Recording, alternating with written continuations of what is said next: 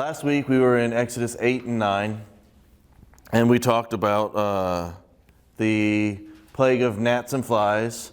Got a little note here. Is one of the things that God does frequently is He uses little things for big purposes. Gnats, little tiny things, but you get enough of them. Actually, one of them can drive you crazy, and they were covered in them. Flies. I mean, we talked about what the flies are. I mean, they swarmed. They covered the land of Egypt. But with the flies, we saw that this is the first one where God said, I'm going to differentiate between my people and your people. My people aren't going to have to deal with this.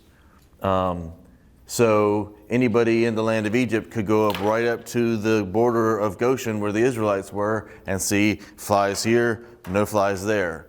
The land of Goshen and the Israelites did not have to do this. God was showing His sovereignty, the power that He had over even something as small but as uncontrollable as the gnats and flies. Then God stepped things up. Before we had the frogs and the gnats and the blood and all that. Those are big, but they're kind of exterior things. They're happening to the land. God stepped up into messing with their livestock. By messing with, I mean giving them a plague and they all die overnight. So these all things were the things that invaded their homes. This is stuff where it's actually getting into their homes and changing their lifestyle, changing their wealth, their means of living.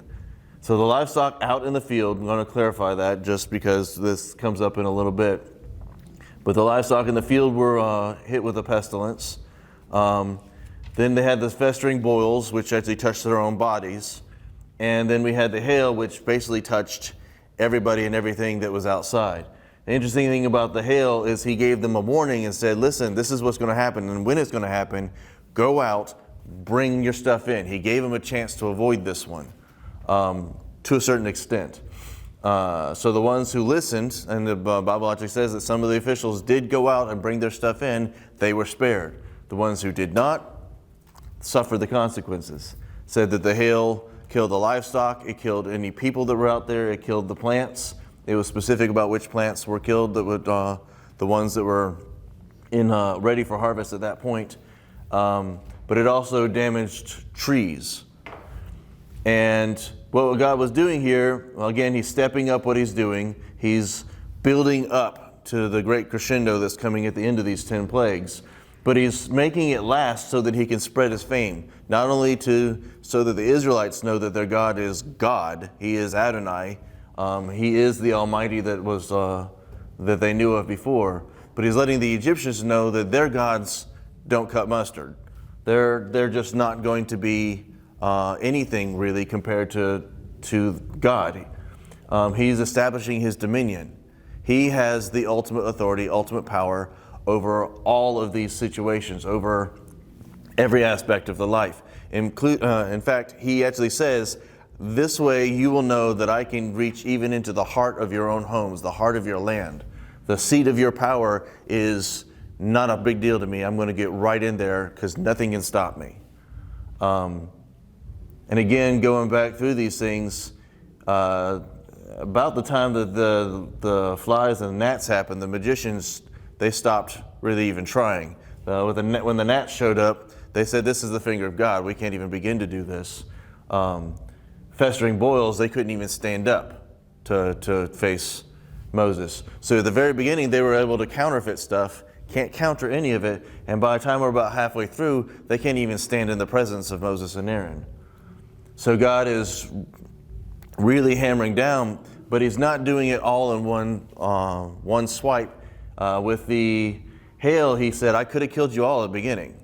I could have done this. I could have hit you so hard that I'd have wiped you off the face of the planet. But I'm doing this so that you'll know who I am, so that my people will know who I am, but also word will spread around. He's spreading His fame throughout the world. So that brings us up to Exodus 10. And this is where we get to the plague of locusts. Now locusts are a type of, well, they're in the same kind of family as grasshoppers. They look very much like grasshoppers, but they do not act like grasshoppers. They will fly in swarms. They are voracious. They will eat everything green, everything plant. They come in. I mean, they don't always have to do that. I mean, that's like when they do that, it becomes a plague. But they're not. They don't discriminate. They come in, they land, they eat, they move on. And Egypt is about to discover the full extent of what's possible there. So we go to Exodus 10, verse 1. Then the Lord said to Moses, "Return to Pharaoh and make your demands again." I want to just pause real quick. This intro here, God's explaining what he's doing and why he's doing it. But the way he does it is also interesting. He said, "I have made him and his officials stubborn so I can display my miraculous signs among them.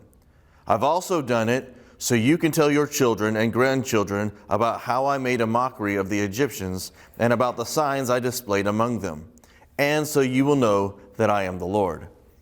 So I did this to show my power so that there would be something worth talking to your children, your children's children, your children's children's children, but also so that you will know that I am the Lord.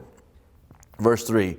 So Moses and Aaron went to Pharaoh and said, "This is what the Lord, the God of the Hebrews, says. How long will you refuse to submit to me? Let my people go so they can worship me." Those are strong words. I mean, before it's always been, how long will you continue to resist or whatever. And this time he's flat out saying, how long will it take you to submit to me? This is not an easy thing for Pharaoh, in his mind, king of the world, to accept. Verse 4, "If you refuse, watch out.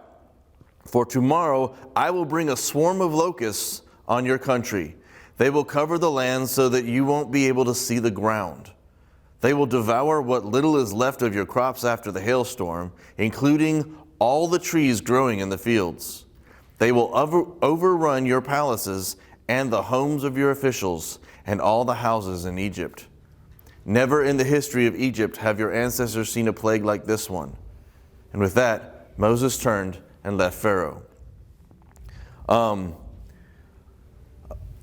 A quote-unquote regular swarm of locusts is bad enough. They come through. I've seen some pictures. Saw an old National Geographic article that had all kinds of pictures of locusts, and they cover, they coat, they blanket everything you're looking at. Saw a before and after picture of a great big tree, and you see the tree with its foliage, you see the leaves, and then you see right after the locusts left, and it's like winter happened overnight. Like it skipped the fall, all the leaves are gone. It's just bare branches. They come through, and it's intense. It's incredible. It's like your mind boggles at what they do. And what God is saying here is like they're going to do that, but they're going to do that like it's never happened before. This is going to be the first time anything like this has ever been. One of the things that God continues to do with everything that's going on in Exodus is he's establishing this isn't like you knew before. The things that you thought you knew about, I'm about to bring it to a whole new level. That includes not just these plagues, but it also is including the depth of his relationship with his people.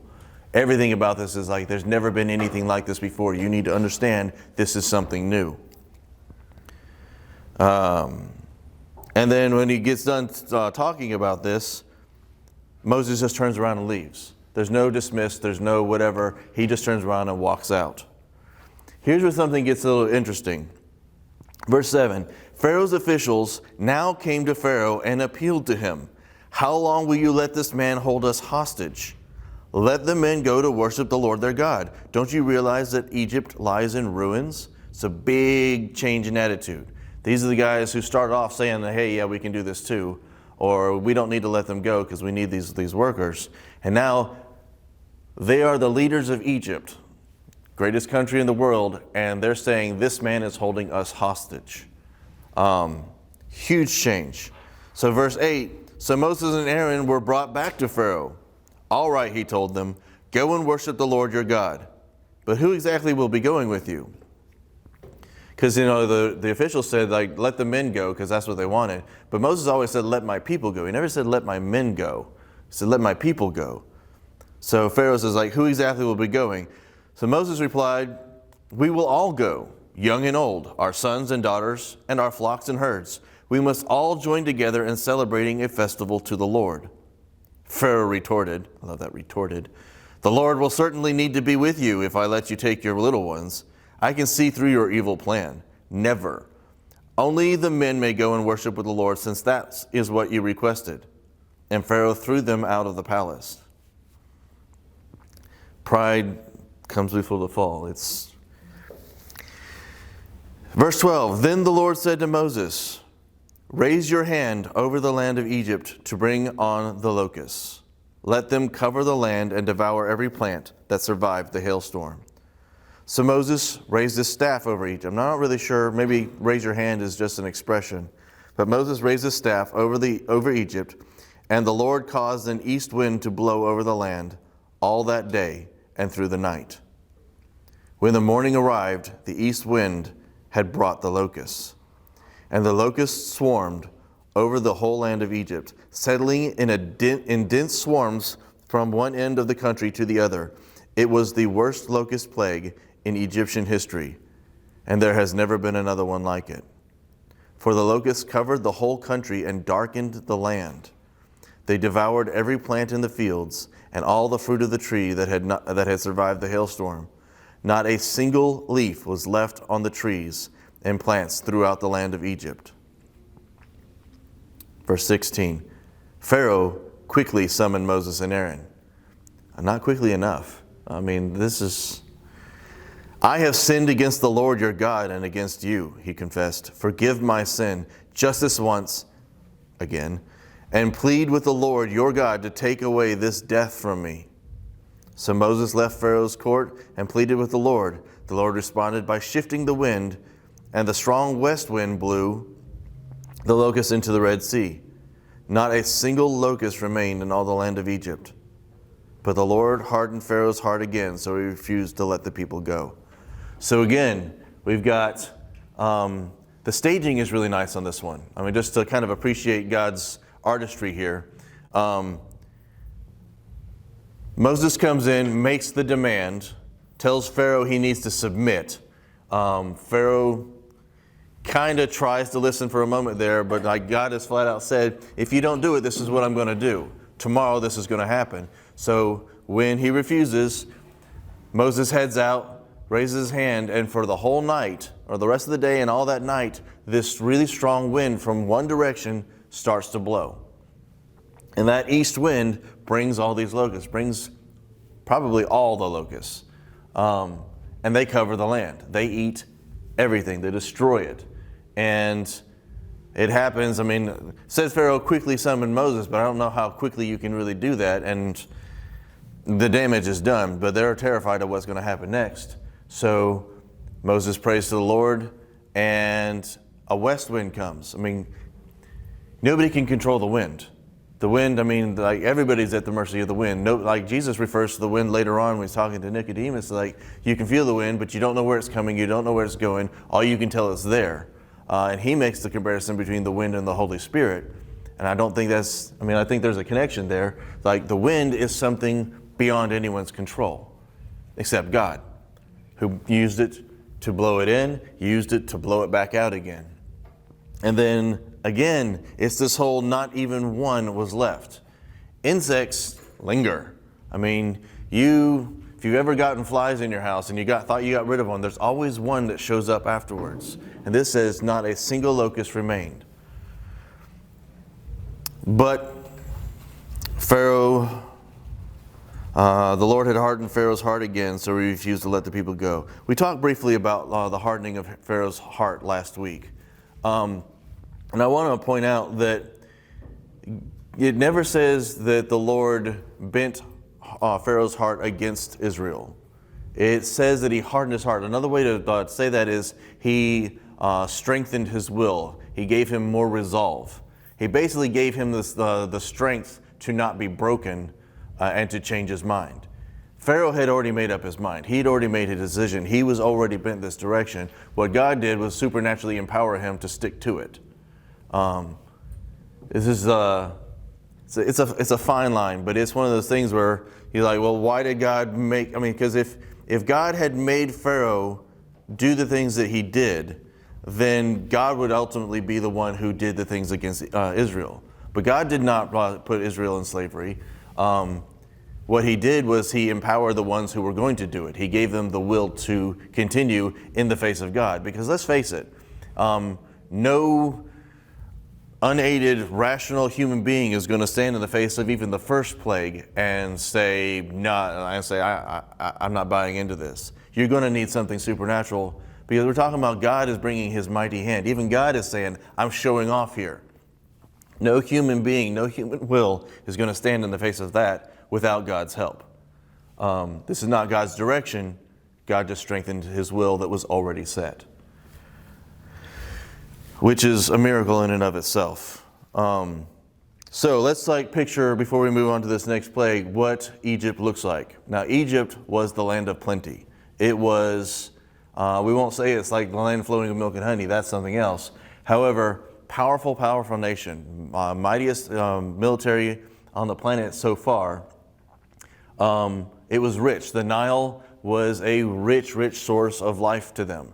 They had lots of crops. They had irrigation. They could survive famine. They have done so much.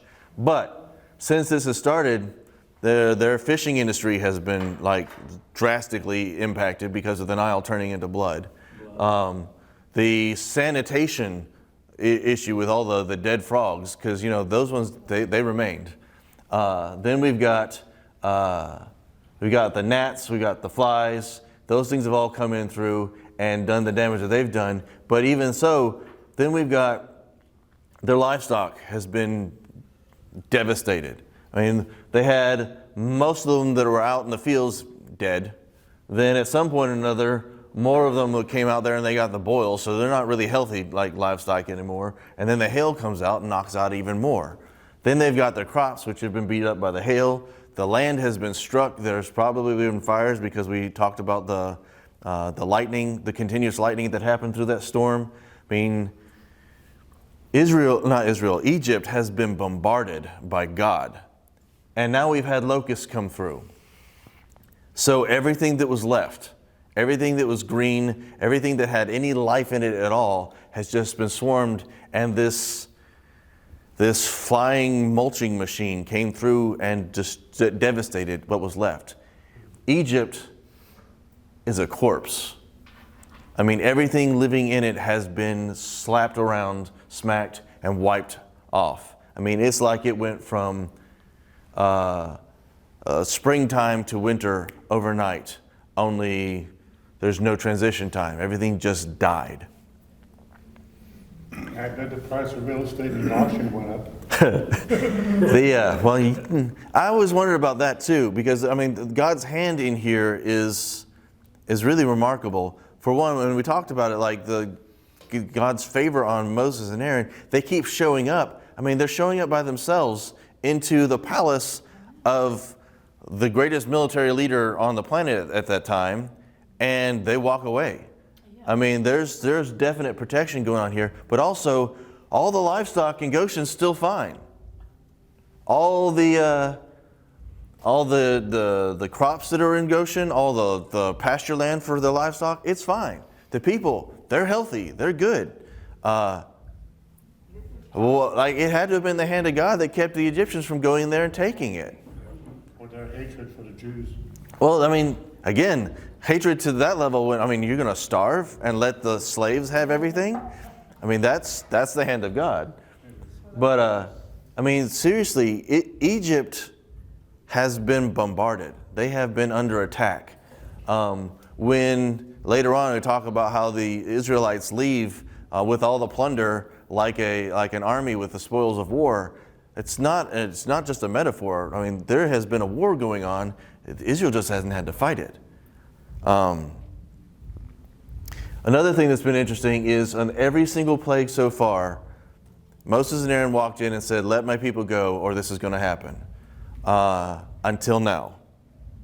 Remember, we had Moses told them the locusts were going to come. They said, "Okay, wait," and then they backed off. Moses and Aaron, they turned around, they walked out. Then all this happens, they pray and let it go. Then we go to verse 21. There's no point where Moses and Aaron come back in at this point and talk to Pharaoh.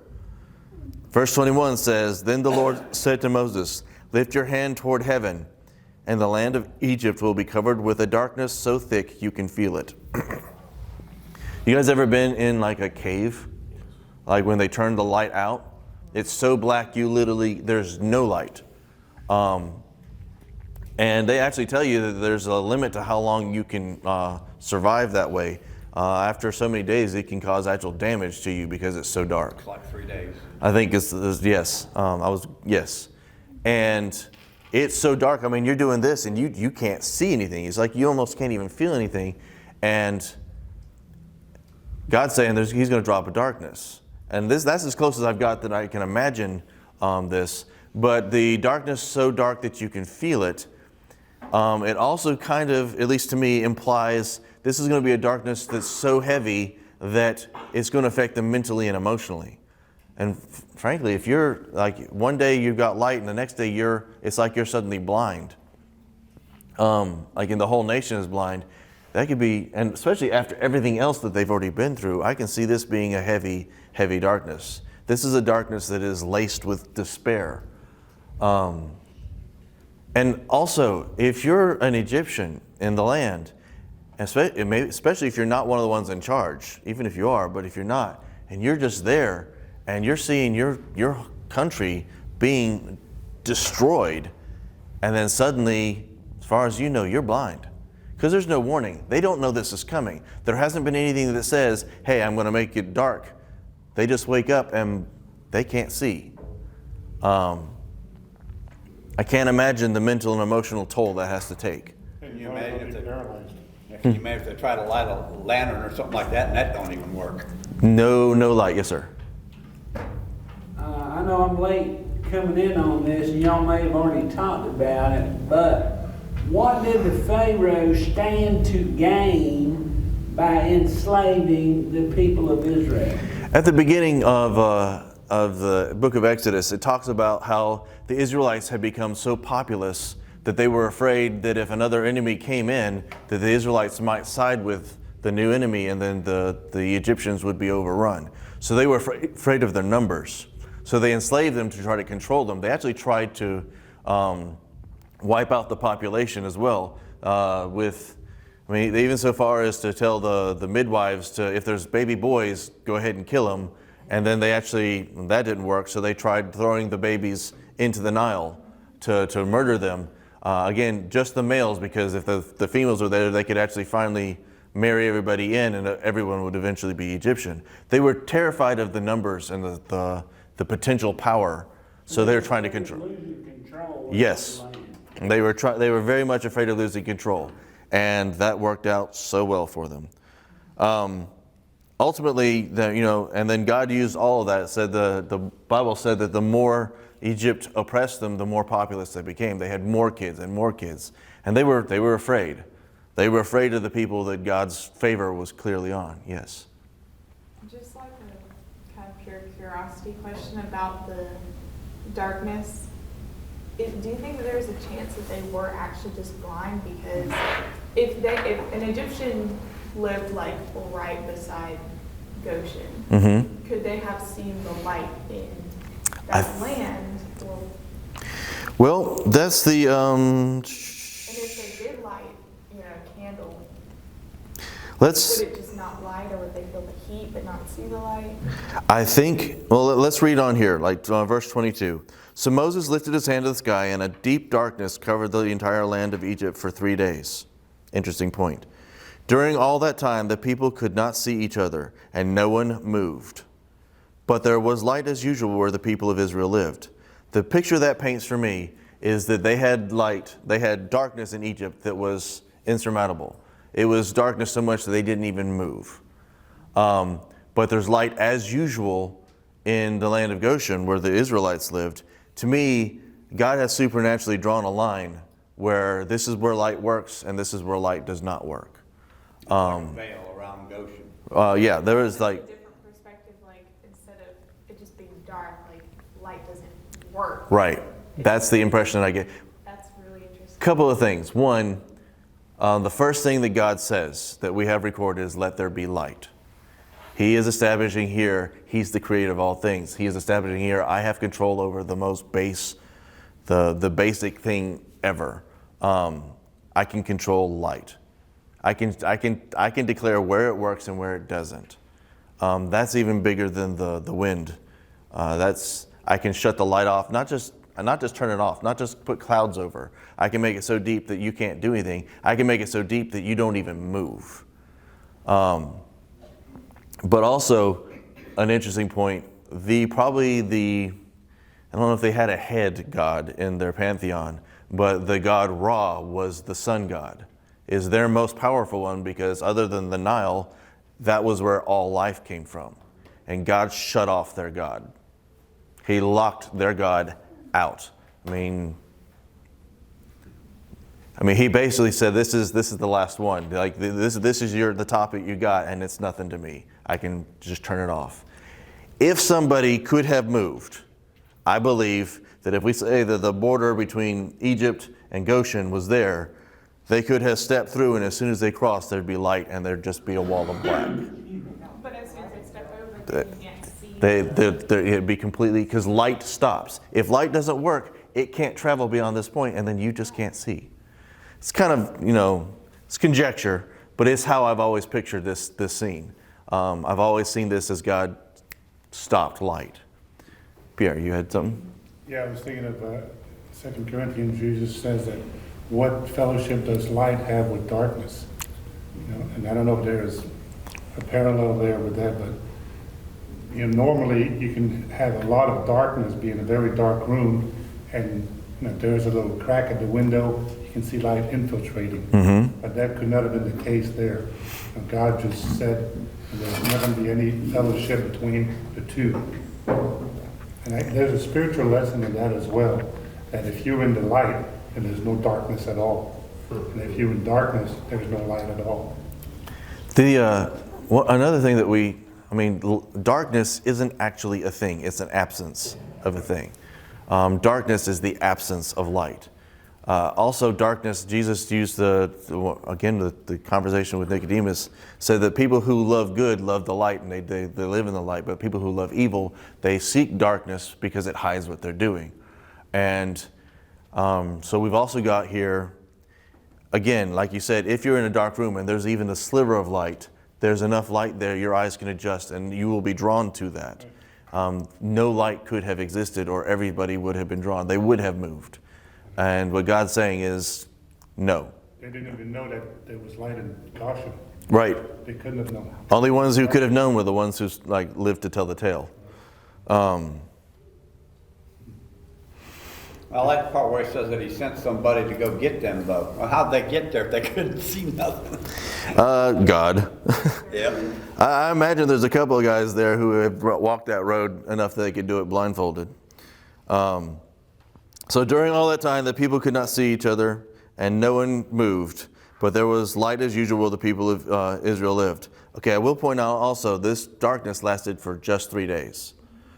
Finally, Pharaoh called for Moses. It probably happened after the 3 days, because this is not one that they had to call off, because it was only for a set period of time. Go and worship the Lord, he said, but leave your flocks and herds here. You may even take your little ones with you. There's a big difference between this Moses and the one at the beginning of the book. Verse 25, no, Moses said, you must provide us with animals for sacrifices and burnt offerings to the Lord our God. All our livestock must go with us too. Not a hoof can be left behind. We must choose our sacrifices for the Lord our God from among these animals. And we won't know how we are to worship the Lord until we get there. But the Lord hardened Pharaoh's heart once more, and he would not let them go. Get out of here, Pharaoh shouted at Moses. I'm warning you, never come back to see me again. The day you see my face, you will die. Very well, Moses replied. I will never see your face again. Pharaoh doesn't know it, but he just heard the judgment.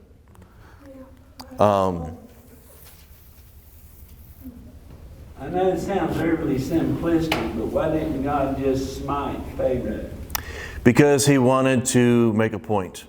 He actually explained it with the hail. Said, I'm doing this. I could have just wiped you out. But I'm doing this to prolong the situation so I can continue to show my miraculous works. He continued to do more and more things. He's got a lot of purposes through these signs. The Israelites have spent the last 200 to 400 years not really knowing who God really is or his real plans for them. So he's establishing his godship and his possession of them as his own people in this. He's also going through and destroying the pantheon of Egypt. I mean, every one of these plagues hits a whole swath of their so-called gods. And he's establishing, I'm better than these. I'm greater than these. These have no power compared to me. All the way up to and including the very end. And Egypt has been brutalizing his people.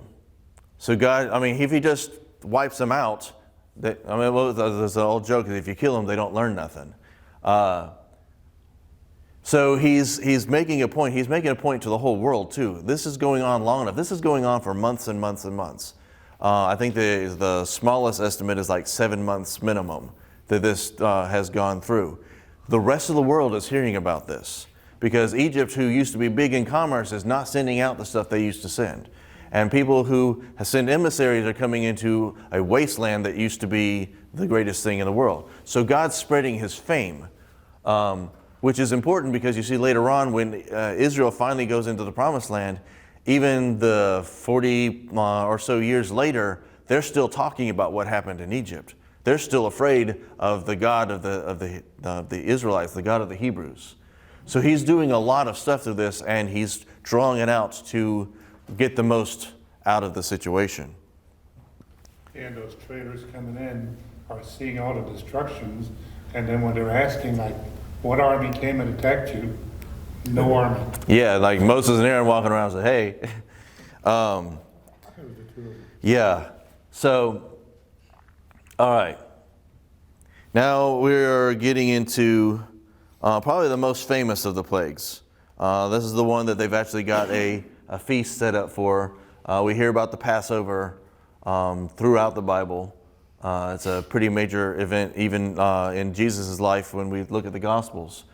But there is a lot in the Passover, and I'm not sure how much of that I'm going to get into or have time to get into today. But I will point out that when God sent Moses into Egypt, he said, go talk to Pharaoh.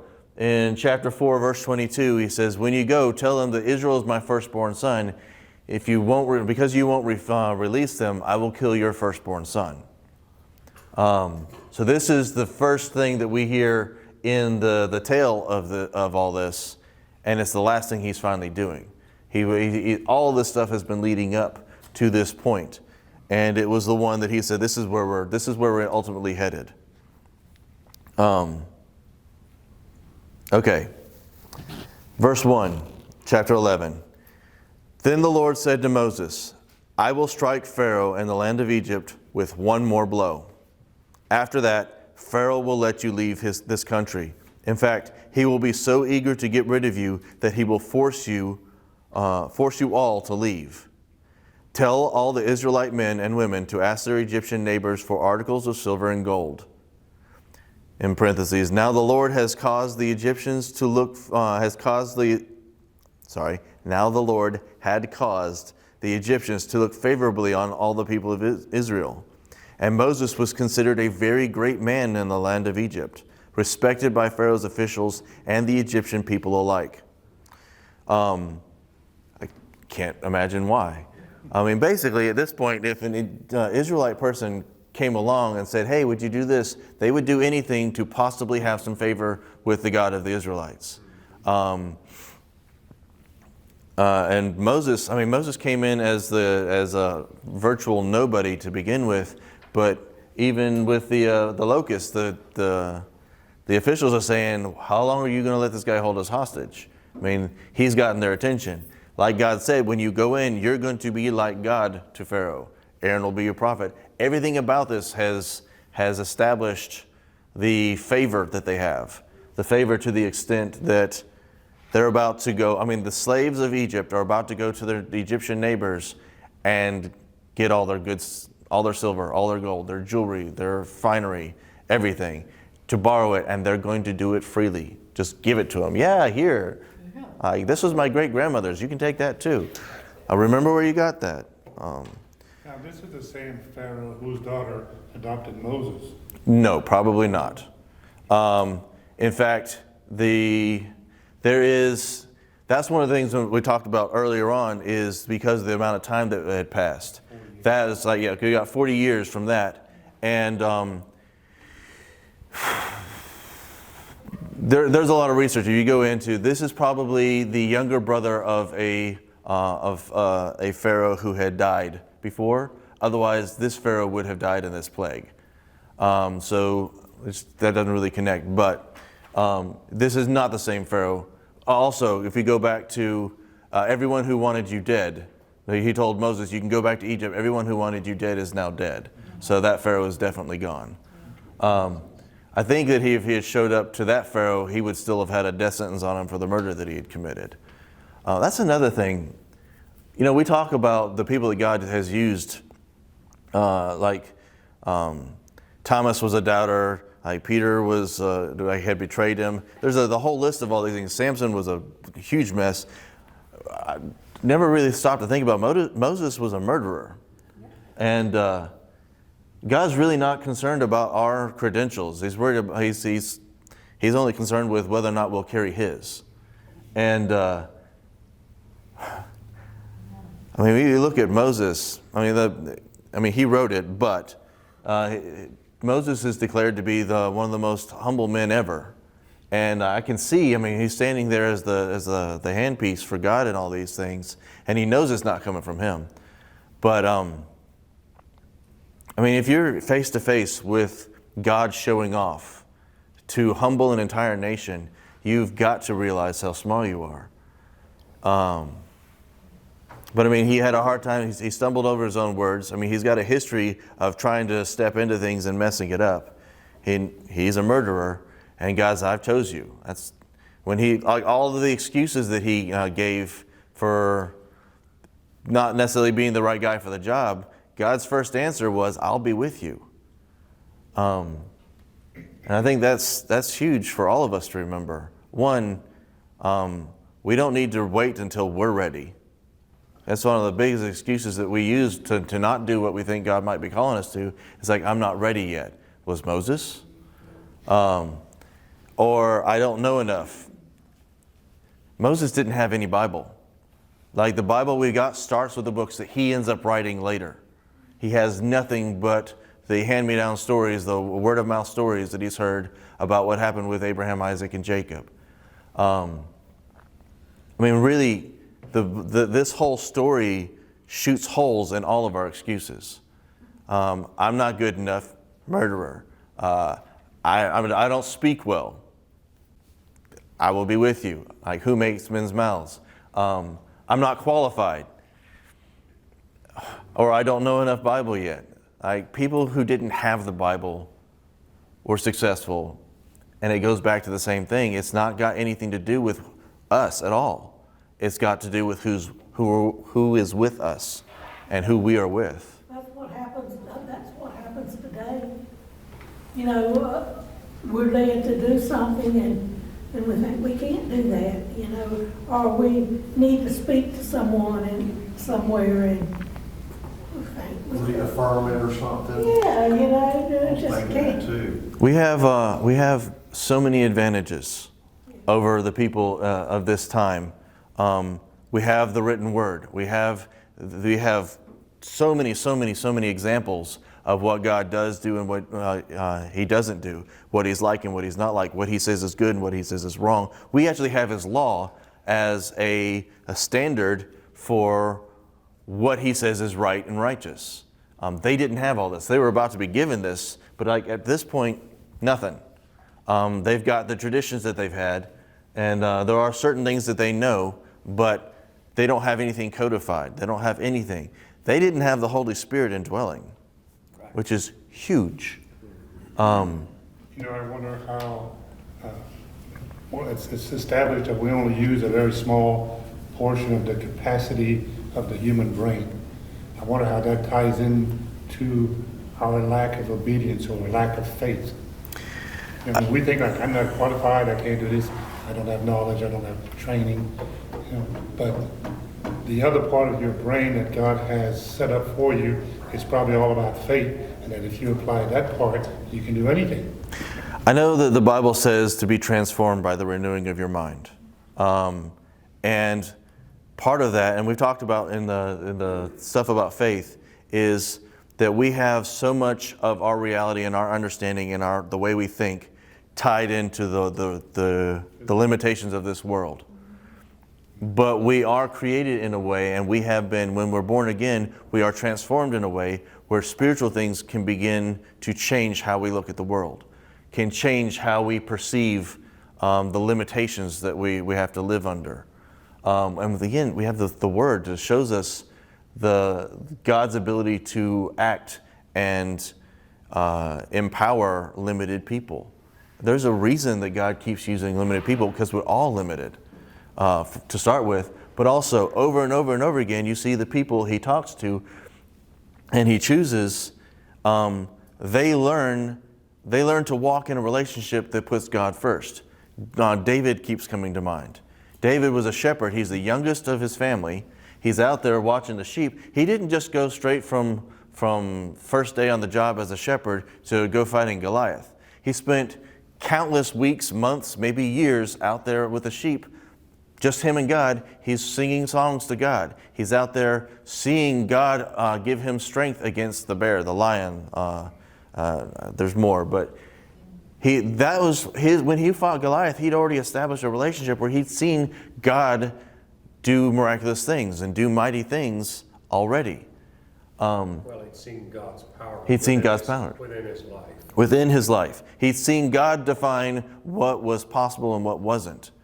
You see Moses. The difference between Moses at this point and when he first started is he is walking around seeing God define what is possible and what is not. I mean, this is crash course in like sovereignty of God.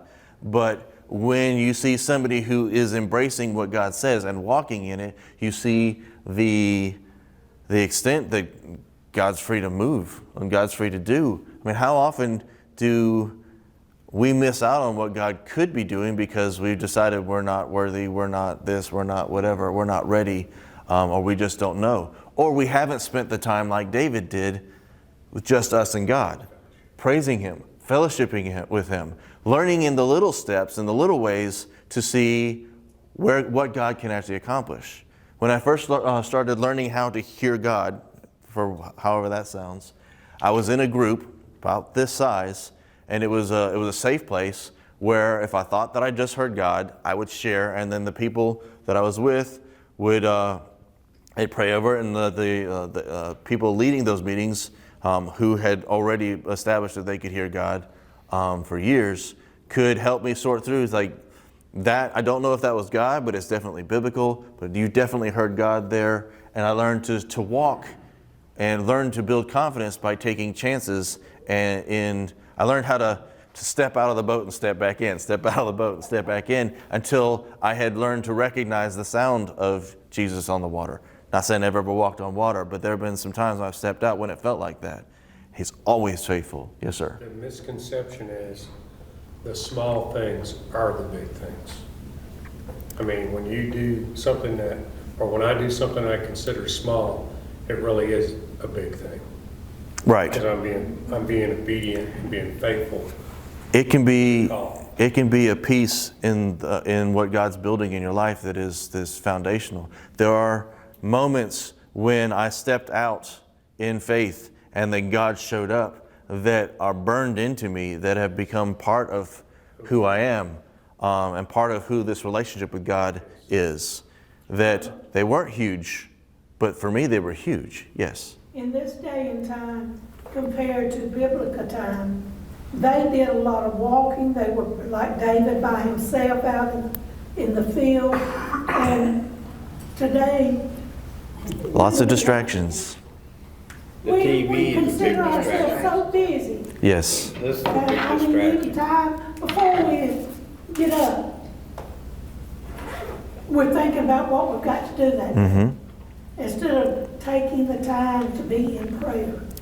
A huge, huge step in this relationship with God. Well, we have a decision to make, as Moses did versus Pharaoh. Moses listened to God Yeah. and shut off everything that Pharaoh had going on and walked in God's ways, and Pharaoh just wanted to be God himself. Right. And that's the issue humanly that we have to battle with as humans. And there are a lot of cases we want to be God ourselves Be in instead of being control, obedient to God Almighty and say, Abba, Father, what do you want me to do? At least we trust in our own abilities instead of his. Yeah. And for me, that's the biggest struggle. Yeah. Because we see with our eyes, Mm-hmm. we trust in our abilities when all of this is God's ability. Yes. One of the greatest things that God has put on my heart to share in all of these things is, first thing we've got to get past is the idea that God doesn't actually want a relationship with us. The first thing we've got to get through into our heads, into who we are, is God does want this relationship. Not only does he want it, he desires it. God is always speaking to us. We have got to desire to hear him. We have got to know this exists, and then we've got to pursue it. Because if you want a relationship with somebody, you don't want that relationship to be something of convenience. You don't really have a relationship with somebody who the only time they ever act with you is if it just happens to be convenient. You want someone who seeks you out. You don't want an acquaintance. You want a friend. You want somebody who's like family. God is putting all this out here so that we know who to look for. But he wants us to look. If you do not want to set things aside and value him more, you don't really want the relationship he's got available for you. And you've got to make that choice. If you are not spending time in the Word, you are not spending time in prayer, you are not spending time in worship, and you're still saying that you really want this relationship, you need to stop and evaluate the fruit of your own life. If you aren't doing those things, you aren't bearing the fruit that says, I want this relationship. Now, I would say most people, if they heard that and stopped and looked at it and they said, okay, if I really weigh this out, then I'm not doing what I ought to be doing. The first step is weighing that out. Check your own life, check your own walk. If you're not getting the kind of relationship with God that you feel like you want, look and see, what are you investing in it? God's not cheap. He's not looking for a here and there. He's looking for a life, a lifestyle. He's looking to be part of your household, this household, in your soul, in your spirit. If you really want it, you have to pursue it. You have to value it more than other things.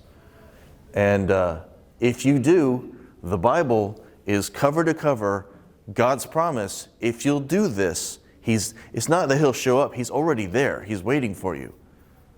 But you've got to value him. On that note, we'll start with Exodus 11 next week. Y'all be blessed and seek the relationship.